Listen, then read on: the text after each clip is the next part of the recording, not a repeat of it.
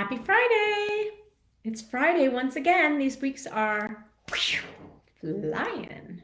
We had more matches this week. Had one today.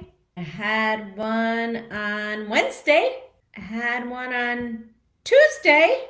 Well, I had one that we posted on Tuesday officially that they adopted, and then had another match on Tuesday. So that's 3 matches and an adoption. I mean, between Saturday and now, we've had 4 matches, and one of those turned into an adoption. That's a good week, an excellent week. We've had a good couple months, knock on everything. I was also just looking at how many situations we've been sent, and it's been about 40 situations. And I want to talk about that for a second. We got a lot, and not all of our families who are working with us, because one of the benefits of working with a consultant is seeing situations beyond any agencies that you sign up with, right?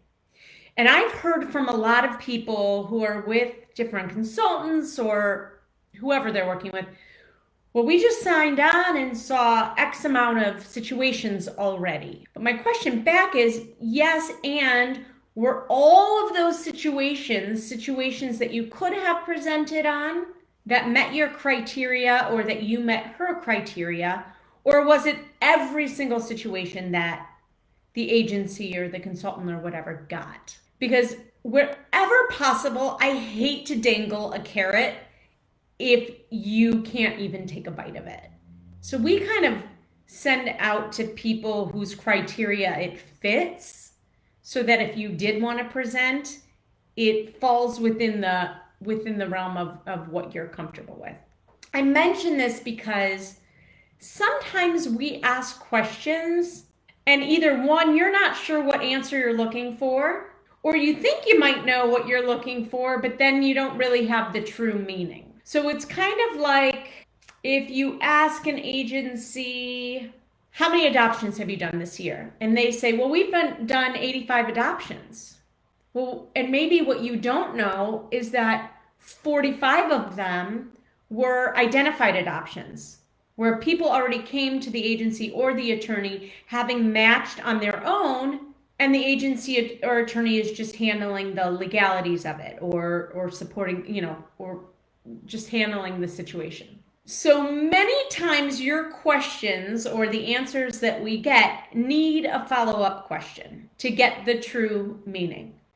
Hopefully, people are very transparent with you, but we all know that that's not always what happens. Make sure you know either what your questions really are after and that you're getting the full transparency of the answer. What does that answer mean? Usually you need to ask a couple follow-up questions. One of the reasons I bring it up, because we have been seeing more and more people who are working with consultants calling us or calling other consultants to try to work with them also.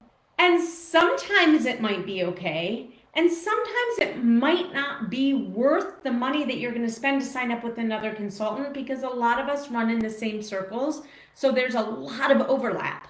So is it worth it to you for those few situations that might not be an overlap to be on their list? And you have to also look financially, does it make sense? We welcomed a new community manager last week. Kate Burton joined our team. She's an adoptive mama of 4 children, 1 unfortunately in heaven, 3 with her, and I think 2 adopted. I think I have that right. Gosh, it gets confusing. But we're so excited to have her. This month we are talking about, in our emails for the month, transracial adoption.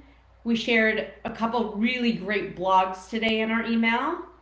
I really, if anybody knows, we shared an article written by a Black birth mother who chose a white family. I would love to know if there's any articles out there or blogs that really get into that discussion more in depth. If there's a lot of thought that goes into that, I'd love to find somebody to talk to, because I'm so curious about that, the relationship and just kind of what if race was part of your thinking process when you thought about when choosing a family. So I'm curious about that. If anybody has any connections, I would love to connect. But we're going to be sharing resources and articles and having discussions about transracial adoption. In our email today, we posed some really good questions that if you can't answer yes to, you shouldn't be thinking about transracial adoption, at least, until you can kind of wrap your head around a couple really big issues and what you're really willing to do. And are you willing to have hard conversations? Are you really willing to step out of your comfort zone? Are you willing to change your comforts in life that you've known thus far? Are you willing to move if you have to? There's a lot of questions that we posed that are really great. So if you want to get on that list, let us know. We'll put you on. But we'll be talking about that. So if you have any questions, if you have any good resources to share, any great books around transracial adoption, we would love you to share them. All right, I don't know. That's all I've got today. Thank you guys all for tuning in. I hope that you got a little nugget today. But I come on every Friday, so click the bells or notifications. Have a great weekend, everybody. I will see you next Friday.